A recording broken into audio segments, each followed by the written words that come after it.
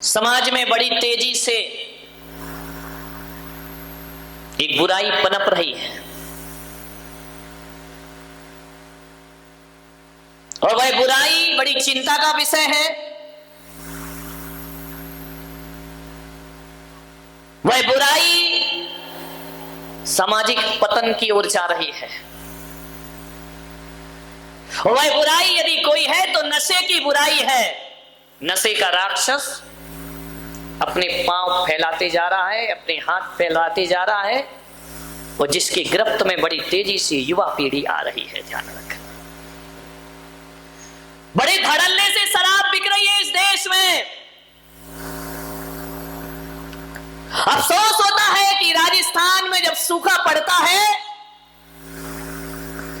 तो गांव की एक जवान बेटी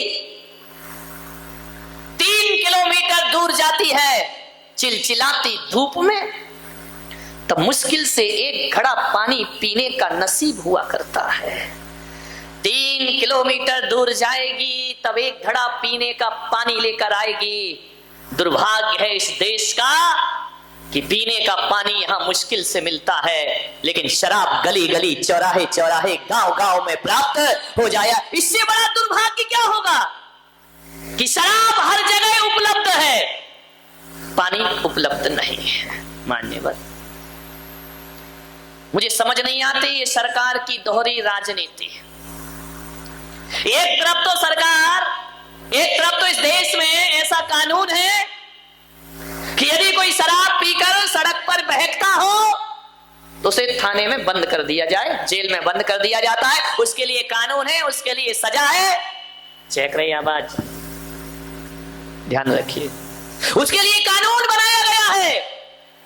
लेकिन एक तरफ सरकार कानून बनाती है कि शराब पीकर कोई सड़क पे ना बहके वरना पुलिस उसे उठाकर ले जाएगी, और दूसरी तरफ यही सरकार धड़ल्ले से शराब की लाइसेंस दिया करती है, ठेके दिया करती है, शराब की दुकानें खुलाया करती है। अब एक बात बताइए, अभी इस तरह से लाइसेंस दिए जाएंगे, जगह जगह शराब के ठेके दिए जाएंगे, तो बताओ मेरे भाई, पीने वाला लेकर पिएगा नहीं। ऐसा तो कोई नहीं है इस देश में कि वह शराब लेकर के नाली में बहाएगा। अरे आप उपलब्ध कराएंगे, लोग पिएंगे। ध्यान रखना, शराब से मुक्त भारत होना चाहिए।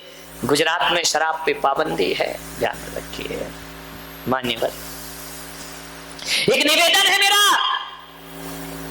इस लड़ाई से लड़ना पड़ेगा, इस बुराई से लड़ना पड़ेगा, जूझना पड़ेगा।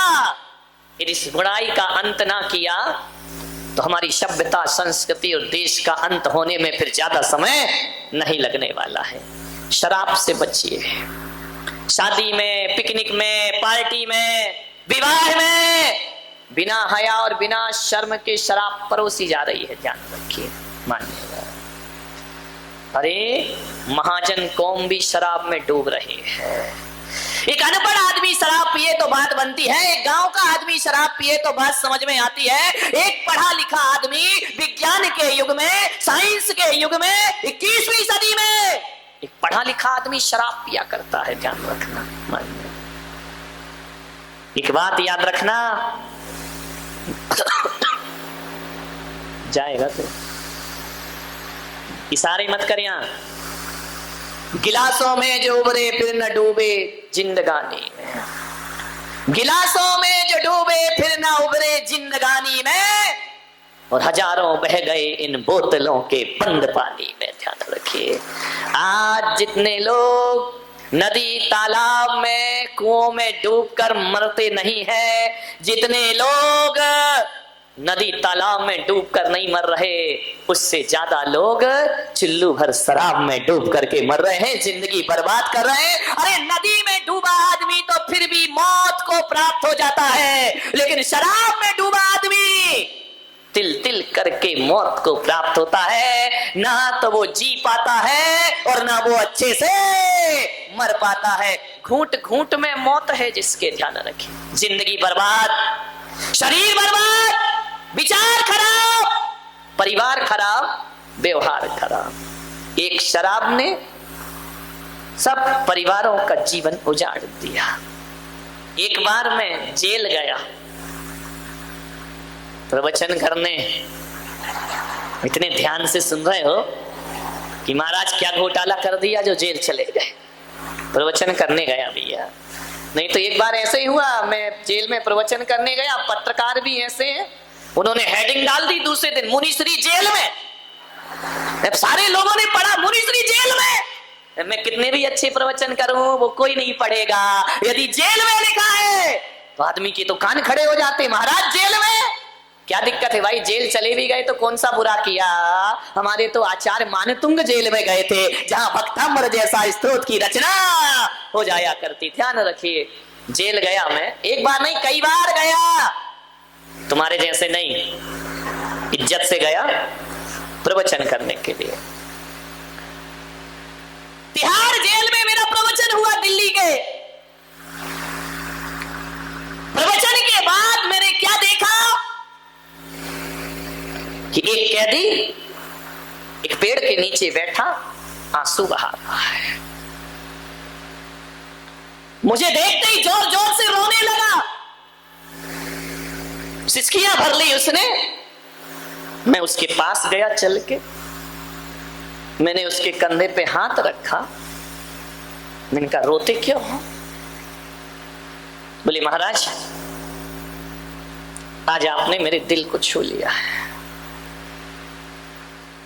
मैंने कहा तुमने कौन सा जुर्म किया था जो जेल के अंदर बंद हो, जो तुम्हें ये सजा मिली है? बोले दुख मुझे इस बात का है कि 2 दिन बाद मेरी सजा पूरी होने वाली है और अब ये लोग मुझे जेल से बाहर निकाल देंगे। तो मैंने कहा ये तो खुशी का दिन है, ये तो आनंद का दिन है, ये तो खुशियां मनाने का दिन है, तुम दुखी क्यों हो रहे हो? उसने मेरे पैर पकड़े, महाराज मैं आपके चरण पकड़ता हूं, किसी भी तरह से आप मेरी सजा बढ़वा दीजिए। मैंने कहा सजा बढ़वा दूं? कैदी तो बाहर निकलने की सोचते हैं, कैदी तो जेल तोड़ने की सोचते हैं, कैदी तो दीवार लांघने की सोचते हैं, और ये तुम हो जो कह रहे हो कि मैं बाहर जाना नहीं चाहता हूं। बोले महाराज 14 साल की सजा हो गई, अब मैं बाहर नहीं जाना चाहता हूं। आपसे निवेदन है कि किसी भी प्रकार एन कैन प्रकार किसी से भी सिफारिश करके इतना एहसान मेरे ऊपर कर दो कि मेरी जो जिंदगी बची है वो सलाखों के पीछे व्यतीत हो जाए, मैं बाहर नहीं जाना चाहता हूं। अरे मैंने कहा पागल हो गया तुम? पक्षी आनंदित है, आकाश में उड़ रहा है, स्वतंत्रता का आनंद ले रहा है, एक जानवर भी परतंत्र नहीं रहना चाहता है, और तुम कैसे इंसान हो जो कहते हो कि मुझे गुलामी की इस बेड़ियों में बंधा रहना दो, इन सलाखों के पीछे जीने दो। बोले महाराज मैं बाहर नहीं जाना चाहता। मैंने कहा ऐसी क्या बात है? बोले एक दिन मैं भी बड़ा सुखी था महाराज, मेरे पास बहुत पैसा था, मेरा एक परिवार था, मेरे बच्चे, मेरी पत्नी, सब कुछ मेरे पास था। एक दिन ऐसा तूफान आया कि सब कुछ उजड़ गया मेरे जीवन से। मान्यवर ये मत सोचना कि मैं कोई कहानी सुना रहा हूं, ये हकीकत जिंदगी में बीती हुई घटना है। उसने कहा महाराज मैं गलत संगति में पड़ गया, गलत लोगों की दोस्ती में पड़ गया, पैसा था, अय्याशी करने लगा, मेरी संगति गलत हो गई। लोगों ने मुझे शराब पिलाना सिखा दिया, लोगों ने कहा कि पी लो यार शराब। मैं तो वो आदमी था जो रात में भोजन भी नहीं करता था, रात में पानी भी नहीं पीता था, लेकिन मेरी उठक बैठक ऐसे लोगों के साथ मिलना जुलना हो गया, उन लोगों ने धीरे धीरे मुझे शराब पिलाना सिखा दिया। जब मैं कहता कि मैं शराब नहीं पीऊंगा, मैं पीता नहीं हूं, तो लोग मुझे ताने मारते कि देश 21वीं सदी में पहुंच गया, ये दुनिया की फैशन है, ये दुनिया का स्टेटस है, ये दुनिया का स्टैंडर्ड है, पी ले बेटा। बहुत मुझे कह कह के मजबूर कर कर के पिला दिया। मैं आपसे निवेदन करना हूं बारामती वालों, जो तुम्हें गलत राह पर ले जाए वो दोस्त नहीं, जीवन का सबसे बड़ा दुश्मन हुआ करता है। और मैं आपसे इतना ही आग्रह करूंगा, इन युवाओं से निवेदन करूंगा कि जीवन में जब भी बुराइयां आती हैं तो माता पिता के द्वारा नहीं आती, जब भी जीवन में बुराइयां आती हैं तो दोस्तों के द्वारा जीवन में बुराइयां आती हैं। अरे दोस्त दो तरह के होते हैं, एक वो है जो हमारे जीवन में दोस्त को लाते हैं, वही भी दोस्त हैं, और एक वो दोस्त होता है जो जीवन से दोषों को समाप्त कर दिया करता है। एक दोस्त वह भी हुआ करता है। ऐसी दोस्ती मत करना। आपसे निवेदन है, यदि सच्चा और अच्छा दोस्त ना मिले, बिना दोस्त की जिंदगी गुजार देना, लेकिन गलत आदमी को अपने जीवन में कभी दोस्त मत बनाना। एक बात बताओ, आदमी सिगरेट पीना कब कौन सिखाता है उसको? Mummy papa? मैं तो कहता हूं कि जो बाप सिगरेट पीता है ना, वो भी चाहता है कि मेरा बेटा सिगरेट ना पिए। ध्यान रखना, एक शराबी भी चाहता है कि मेरा बेटा शराब ना पिए। एक नशा करने वाला भी यही चाहता है कि मेरा बेटा नशा नहीं करना चाहिए। यदि नशा अच्छी चीज होती तो एक शराबी अपने बेटे को शराबी बनाना क्यों नहीं चाहता है? उसको सिगरेट पिलाना क्यों नहीं चाहता है? सोचना है। ये बुरी चीजें, शराब बहुत खराब है मेरे भाई, ध्यान रखना। कौन सिखाता है ये शराब पीना? कौन सिखाता है ये सिगरेट हाथों में रखना? दोस्त सिखाते हैं, ध्यान रखना। ना पत्नी से अवगुण आता है, ना माँ बाप से आता है, ना रिश्तेदारों से। ये बुराइयां आती है दोस्तों से, ध्यान रखिए।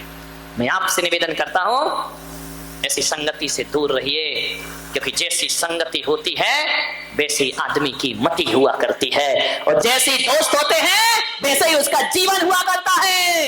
मैंने आपसे एक दिन और कहा था ना कि किसी आदमी के चरित्र को पहचानना है तो उसकी खानदान कभी मत देखना। किसी आदमी के चरित्र को पहचानना है, उसकी डिग्री मत देखना।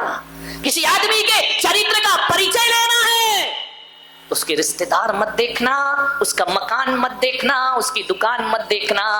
आदमी का असली चरित्र यदि पता करना है तो उसके दोस्त देखना और उसके यार देखना, क्योंकि आदमी जैसा होगा वैसे ही दोस्तों की संगति पसंद करेगा। ध्यान रखिए मान्यवर, यदि आप अच्छे हैं, गलत दोस्तों की संगति आप पसंद नहीं कर सकते हैं। ध्यान रखिए, संगति पर विशेष ध्यान देना। ये दोस्त माल में तो साथ देते हैं, लेकिन मार में कोई भी साथ देने वाला नहीं है।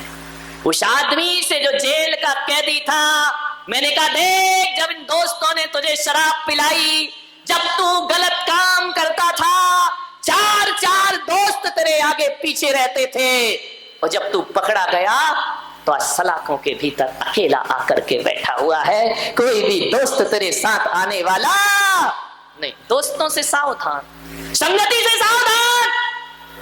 किसके साथ उठ रहे हो, बैठ रहे हो, ध्यान रखिए, पूरा जीवन बर्बाद हो जाएगा। कोई दोस्त ना मिले ना तो भगवान को अपना दोस्त बना लेना, जिंदगी संवर जाएगी तुम्हारी। ध्यान रखना, जाम पर जाम पीने से क्या फायदा, रात चढ़ेगी सुबह उतर जाएगी। प्रभु नाम का प्याला पी, तेरी जिंदगी संवर जाएगी। ध्यान रखिए, विचार करना है आपको, दोस्तों से बचो। उस आदमी ने मुझे बताया कि महाराज मैं शराब पीने लगा, और ऐसा आदी हुआ, शराब का ऐसा आदी हुआ कि अब शराब के बिन जीना मेरा मुश्किल हो गया। एक बात याद रखना, कोई भी शराबी जिंदगी भर शराब नहीं पीता। कोई भी शराबी यदि शराब पीता है तो जिंदगी में पहली बार शराब पीता है, बस। उसके बाद कभी शराब नहीं पीता है।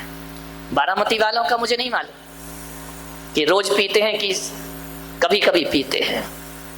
एक शराबी पहली बार शराब पीता है, फिर जिंदगी में शराब नहीं पीता, फिर कहानी बदल जाती है।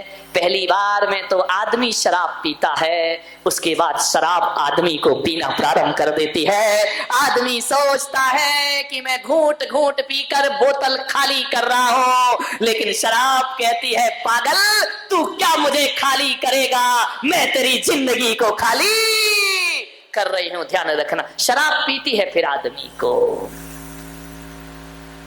वो आदमी शराब पीने लगा, बेहोश हो गया। नादान है वो लोग जो कहते हैं कि शराब पीने के बाद आदमी बेहोश होता है, लेकिन मैं पुलक सागर कहता हूं कि शराब पीने के बाद आदमी बेहोश नहीं होता, बल्कि जो बेहोश आदमी होता है वही शराब पिया करता है, वही नशा किया करता है, जिसे होश ही नहीं है जिंदगी का। आप बताइए, सिगरेट के पॉकेट पे लिखा है सिगरेट पीना स्वास्थ्य के लिए, चेतावनी लिखी है सिगरेट पीना स्वास्थ्य के लिए हानिकारक है, और उसके बाद भी आदमी पी रहा है, तो बताओ वो होश में है या बेहोश आदमी है? ध्यान रखिए, लिखा है, चेतावनी लिखी है। गुटखा में लिखा है कैंसर, बिच्छू बना है, उसके बाद भी खा रहा है, तो बेहोश आदमी है, होश वाला? ये गुटखा खाने वाले, जय हो तुम्हारी, इनका मुंह देखो इतना अच्छा लगता है, भगवान ने तो मोती जैसे दांत दिए थे, ये गुटखा खा के ऐसा मुंह सड़ाते हैं, ऐसा मुंह सड़ाते हैं, इनके दांतों का रंग मालूम है कैसा होता है? गुटखा खा के कलर ही बदल जाता है, रंग बदल जाता है। गुटखा खाने वालों का मुंह के दांतों का रंग ऐसा लगता है जैसे म्यूनिसिपालिटी के सुलभ शौचालय की वो होती है ना कमोड, जो बरसों से साफ नहीं हुई हो, उसके रंग में और इनके दांतों के रंग में कोई अंतर नहीं हुआ करता है, वही रंग हो जाता है इनका। ध्यान रखना, विचार करना, आपको सोचना है कैसे मोतियों जैसे दांतों की बर्बादी कर लिया करते हो। क्या मिलता है गुटखा चबाने से? भेड़ बकरियों की तरह आदमी रोटी खाता है, पेट भर जाता है, लेकिन बकरी खाती है, फिर पत्ते चबाती है, पत्ते चबाती। ये तम्बाकू क्या पत्ता ही तो है ना, उसे चबाते रहते हो। गलती से इंसान बन गए, बनना तो तुम्हें कुछ और था। ध्यान रखिए, मान्यवर सोचिए, गुटखा खा रहे। पहले लोग मेरे दर्शन को आते थे, शिखर जी जाते थे, सड़कों पे चावल पड़े मिलते थे, अक्षत पड़े मिलते थे, चंदन पड़ा मिलता था, केसर पड़ा मिलता था। अब जाओ तो क्या पड़ा मिलता है? बोलो, ऊंचे लोग ऊंची पसंद माणिक चंद, ऊंचे लोग ऊंची पसंद मूर्ख चंद। ध्यान रखिए, विचार करिए। गुटखा खा रहे हैं, गाल जला रहे हैं, बीड़ी पी रहे हैं, वाह बीड़ी मौत की सीढ़ी। ध्यान रखना, गुटखा खाओ गाल जलाओ, जल्दी जाने की तैयारी है ना, अरे इज्जत की मौत मरो मेरे भाई। ध्यान रखना, ये सुरा सुंदरी के शौकीन जीवन के अंत में कुत्ते की मौत मरा करते हैं। ध्यान रखिए, और मैं आज जो प्रवचन कर रहा हूं, मैं नहीं चाहता कि कोई समाज का व्यक्ति कुत्ते की मौत मरे। मरना है तो अरिहंतों की मौत मरो और संतों की मौत मरना तो है ही जिंदगी में। ये डॉक्टर साहब बैठे हमारे अध्यक्ष जिन शरणम तीर्थ के, सिगरेट पीते थे, एक हटी नहीं कि दूसरी आ गई, बता,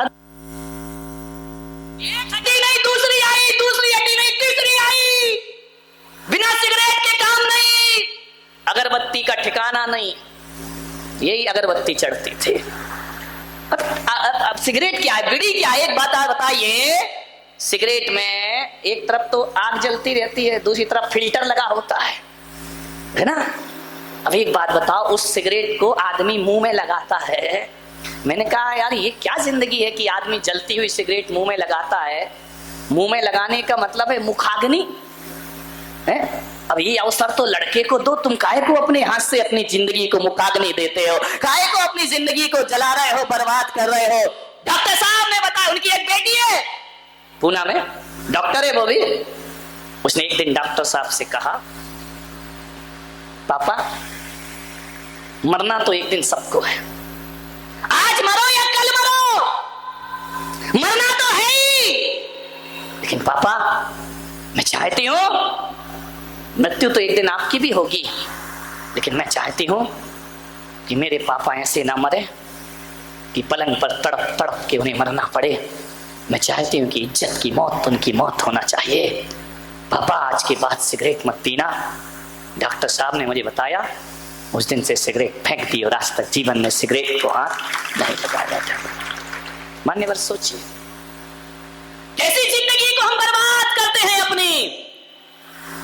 कोई सिगरेट पी रहा है, कोई पान मसाला खा रहा है, उसके बाद चौके में आते हैं, मन शुद्धि वचन शुद्धि काहे की शुद्धि। मुंह तो कचरा घर बना रखा है, ध्यान रखना। महाराज आहार ले लो हमसे, आहार, तुम तो आहार देखने के पात्र नहीं, देने की तो बात ही छोड़ दीजिए, ध्यान रखिए। मान्यवर उस आदमी ने कहा कि महाराज मैं शराब पीने लगा, पहले बाहर पीता था, छिपके पीता था, फिर ये स्थिति बनी मेरी, घर में लाके शराब पीने लगा। पत्नी ने कहा देखो तुम्हें पीना है बाहर पियो, बच्चे हैं क्या सोचेंगे वो, क्या उनके जीवन में असर पड़ेगा, तुमको पीना है तो बाहर जाकर पियो। एक बात याद रखना, यदि कोई बाप अपने बच्चे से पीने के लिए सिगरेट मंगाता है पान की दुकान से, तो मैं कहता हूं उस बाप को बाप होने का कोई हक नहीं हुआ करता है। क्या शिक्षा दे रहा है वो अपने बच्चे को, क्या सिखा रहा है अपनी आने वाली पीढ़ी को। आज बच्चा तुम्हारे लिए सिगरेट लेने जा रहा है, कल बच्चा खुद के लिए सिगरेट लेने जाएगा। मैं तो आपसे इतना निवेदन करता हूं, यदि बाप बनने की औकात ना हो तो आदमी को शादी नहीं करना चाहिए। ध्यान रखना, विवाह करने के बाद किसी का जीवन उजाड़ना, बच्चों का भविष्य बिगाड़ना, ये जिंदगी है आदमी की। मान्यवर ध्यान रखिए।